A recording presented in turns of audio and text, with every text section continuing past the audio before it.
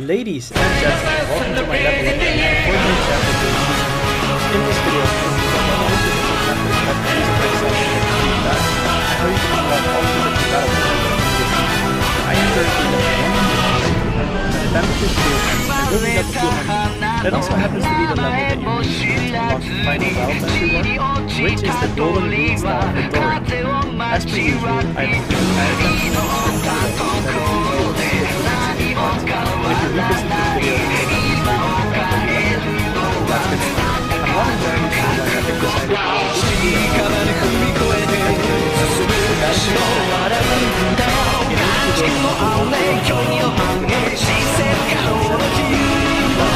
started. I'm not entirely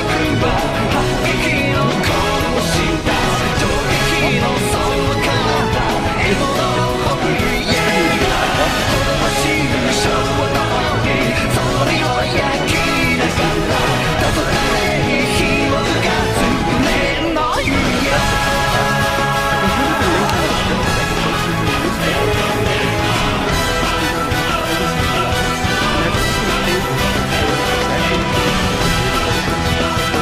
decided to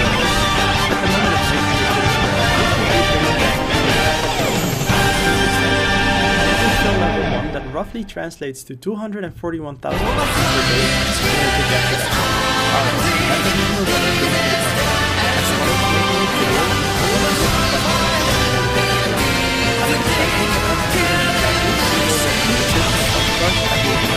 This might be a bit more of a big task, but based on the updates that we've got, we're also getting this on right now.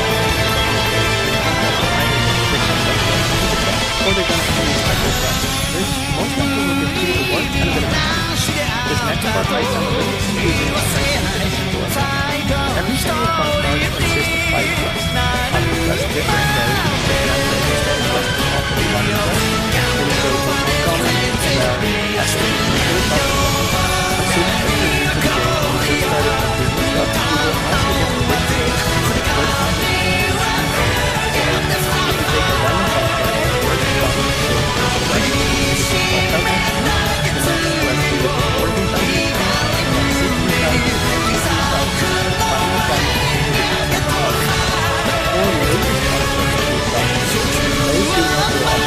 all of the single functions will give you 30,000. Now, in order to make it simple, 16 out of the 50,000, and then the other punch cards of the functions will give you 100,000. That already brings the total amount of XP that you can get with these punch cards to 1,880,000. Now it gets even better. If you saw my video from 2 days ago, you already know this, but if you're new to this one, Fortnite recently implemented an update that will give you additional XP for completing any single quest. When you complete a common quest, that is 2500 XP. If you complete an uncommon quest, it's 2650 XP. Then for a rare quest you get 2750 XP. For an epic quest you get 2900 XP. And for completing a legendary quest you get 3750 XP. The total of that is 14,550 XP. If we add this to the XP that you get for completing a punch card for the first time, it's going to bring the total XP for punch cards to 2,171,000. Now with that being said, I will transition over into the second method. Unfortunately, you can only complete your punch cards one time, but you can complete these quest lines from a specific character as many times as you want. That means that if you have 3 hours to play in a single day and you spend all of that doing quest, you can keep getting those 14,550 XP rewards by just completing the same quest line over and over. If you want to do this efficiently, I first figure out which of the quest lines is easier for you to complete. Some of them are very difficult quests and require a lot longer, and other ones you can basically complete in 20 minutes. I've included a guide for that in the description below, so check which ones are working for you. 2 more tips that I have for you is that you want to enable multiple quest lines at once. At any given moment, you can activate different quest lines selected. That means that you can talk to 4 different NPCs or go to a phone booth and get a quest from them. Additionally, you also want to try to play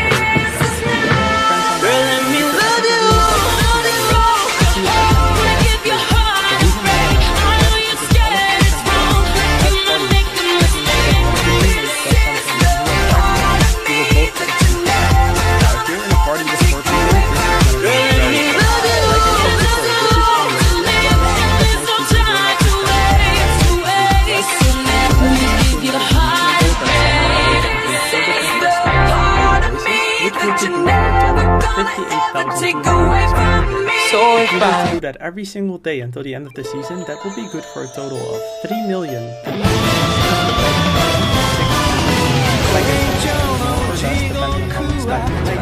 While we're on the topic of quests, let's talk about the daily punch. This is something that we set every single day, and it gives you 3 different quests that you can complete. And every single quest that you will give you 30,000 points. Very simple.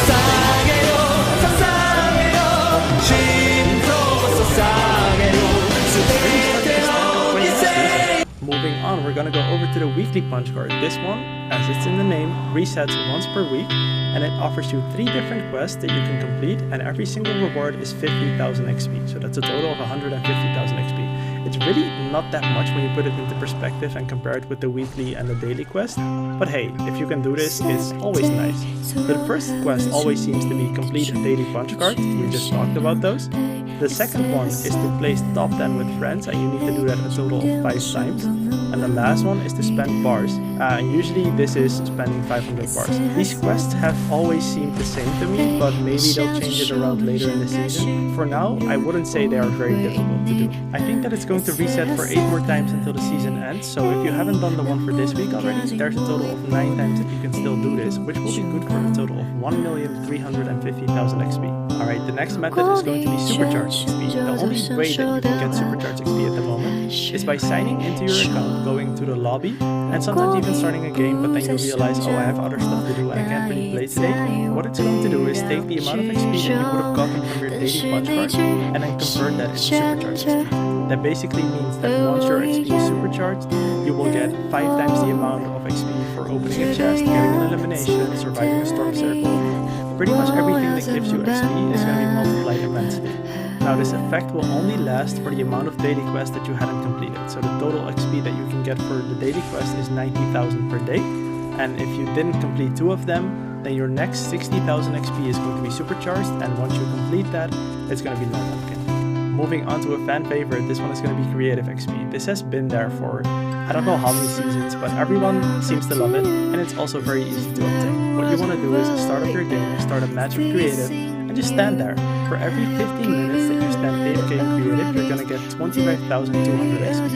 You can do this for a total of up to 5 times, and then you need to wait until the next day, and then it's going to reset and you can continue. So basically, whenever your daily punch card resets, it also means that your creative XP will be reset. So you can do this for a maximum of 5 times per day, which will be good for a total of 126,000 XP.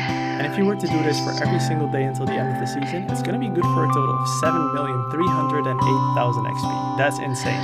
The next method that I want to talk about is the Imposters game mode. Unfortunately, we had a nerf recently which kind of reduced the rewards for everything by about 50%, but playing Imposter still gives you such an insane amount of XP.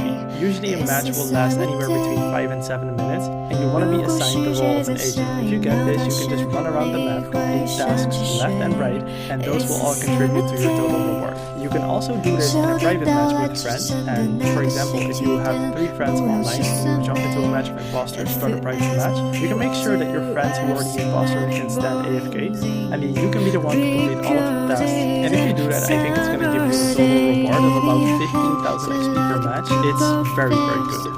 Like I said, this used to be a lot better. If you were to do this before they nerfed it, you would get about 25,000 to 30,000 XP per match, but hey, unfortunately we can't have it all.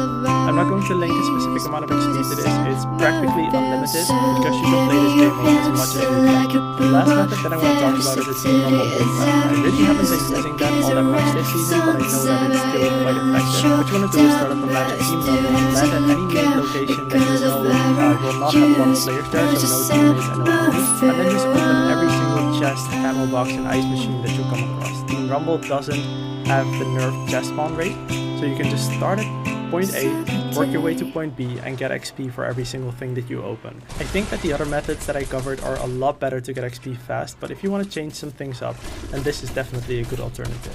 And that's pretty much it. We're currently not even halfway throughout the season.